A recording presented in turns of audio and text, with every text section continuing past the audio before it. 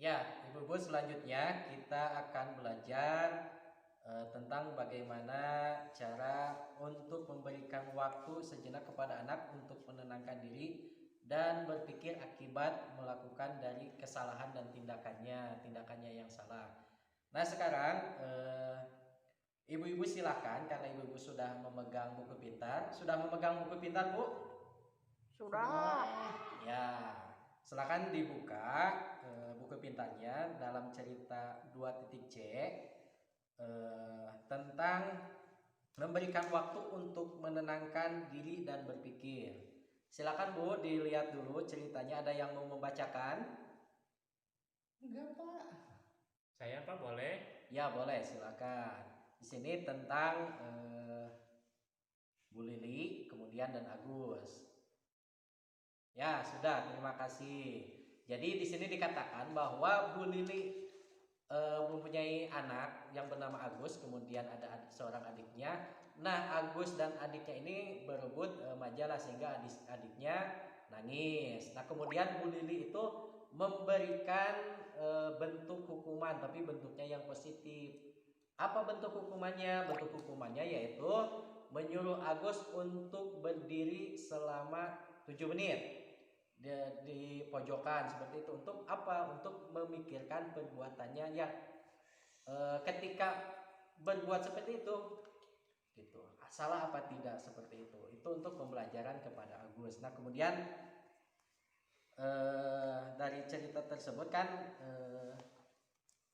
Bu Lili berkata kepada Agus, sekarang berdiri di situ selama 7 menit. Kemudian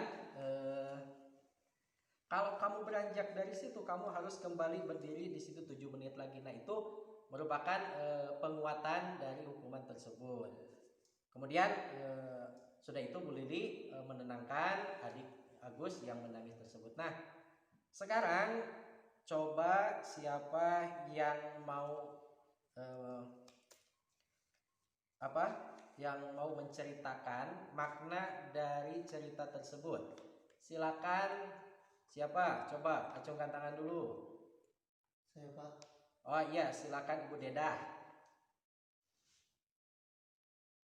Oh iya, terima kasih Ibu Dedah. Ya, jadi ketika kita memberikan sebuah hukuman, diusahakan bahwa hukuman itu adalah hukuman yang positif yang akan menjadi pembelajaran untuk si anak. Terima kasih Ibu Dedah dan Ibu Latifah yang telah memberikan cerita tersebut. Kemudian sangat wajar sekali Bapak Ibu. Jadi terkadang orang tua merasa kesal dan marah karena merasa kelelahan dalam menghadapi anak.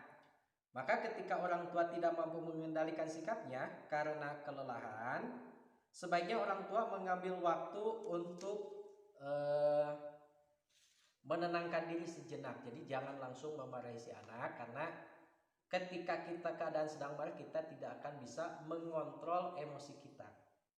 Kemudian kita juga memberikan waktu kepada anak untuk berpikir mengenai kesalahan dan tindakannya. Baru kemudian diberikan respon terhadap perilaku anak. Tadi Agus diminta berdiri di pojok agar Agus dan Bu Lili bisa menenangkan diri. Nah, ini bukan sebuah hukuman, tapi ini akan menjadi sebuah pembelajaran. Memberikan waktu bagi anak untuk menenangkan diri setelah melakukan perbuatan buruk akan bermanfaat ketika ia merasa sangat marah.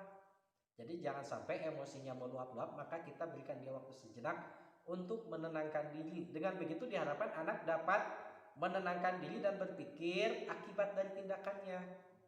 Namun metode ini sebaiknya dilakukan kepada anak yang di atas usia 2 tahun. Biasanya karena kalau anak di bawah usia 2 tahun itu tidak akan mengerti maksud dari metode ini atau cara ini.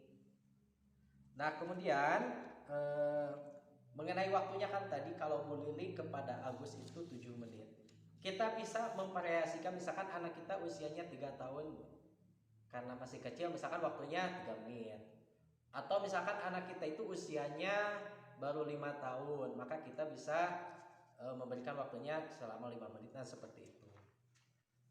Kemudian selanjutnya kita akan mempelajari bagaimana cara mengurangi perilaku anak yang bertujuan untuk mencari perhatian saja. Jadi banyak ibu-ibu, anak-anak kita terkadang karena kurang perhatian, terkadang karena dia merasa bahwa kita tidak memperhatikan anak-anak kita, sehingga mereka mencari perhatian dengan melakukan hal-hal yang mereka anggap bisa menarik perhatian kita. Bisa saja kenakalan anak-anak kita itu untuk mendapatkan perhatian orang tuanya. Maka dalam hal tersebut misalkan bisa saja terjadi dalam kehidupan kita, misalkan dalam rumah tangga ibu dan bapak sekalian, karena mungkin si anak merasa dia tidak diperhatikan oleh orang tuanya, sehingga dia melakukan perbuatan-perbuatan yang mungkin dalam tanda kutip kita bisa melihatnya sebagai anak yang nakal atau anak berperilaku buruk hanya untuk mendapatkan perhatian orang tuanya. Maka dalam hal tersebut, dalam buku pintar yang dipegang oleh ibu-ibu sekalian, silakan dilihat dalam klip 2.D. Ada Bu? Ada? Ada. Ya, Bu Deda, terima kasih. Ada ya, Bu Deda, ada? Ada. Nah, dalam cerita 2.D mengacukan rengekan anak. Nah, di situ silakan dilihat dalam kolom ke-1. Ibu minta es tong-tong. Kemudian kita meminta lagi kepada ibunya, minta es tong-tong dan lain sebagainya, merengek. Nah, kemudian dilihat lagi coba.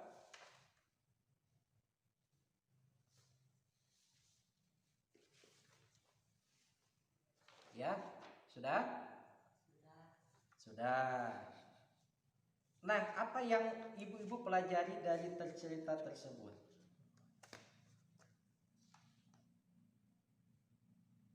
Apa, Bu?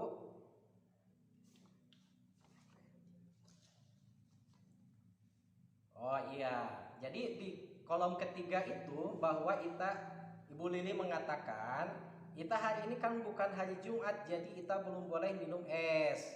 Kemudian Ita harus tunggu sampai hari Jumat, kalau sudah hari Jumat baru Ita boleh minum es. Kemudian di kolom 4-nya Ita nggak mau, kemudian maunya sekarang, maunya es dan terus merengek.